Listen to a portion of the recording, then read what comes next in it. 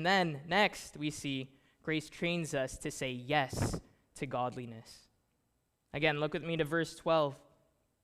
Grace trains us to live self-controlled, upright, and godly lives in the present age. And so it's not an either or, it's a both and.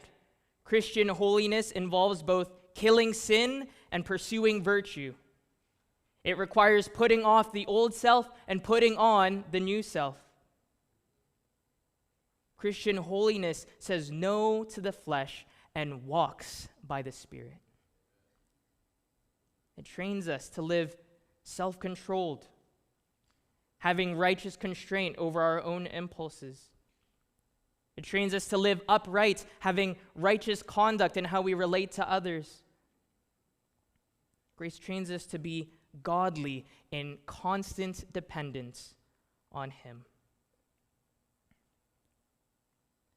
Pastor Brian Chappell, commenting on this verse, writes, "By adding the word godly to the ways grace teaches us to live, the apostle reminds us that the Christian life is one of dependence on God.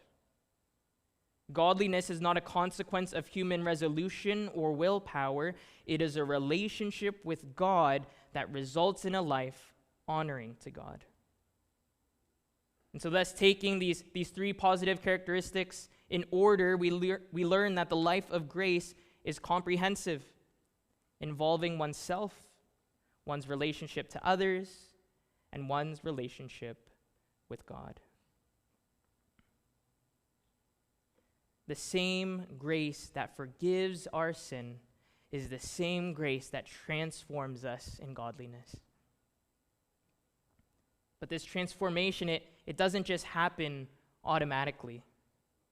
No, it results from the ongoing embrace of God's grace through His Word, through prayer, and through fellowship with His people.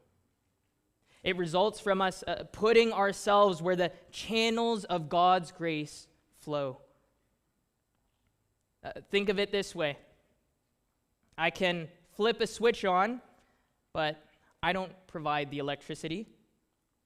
I might turn on a water faucet, but I don't make the water flow. There'll be no lights or there'll be no liquid without someone else providing it, and so it is for the Christian with the ongoing grace of God. His grace is essential for our growth, but we don't control the supply. We can't make the favor of God flow, but He has given us circuits to connect and pipes to open expectantly.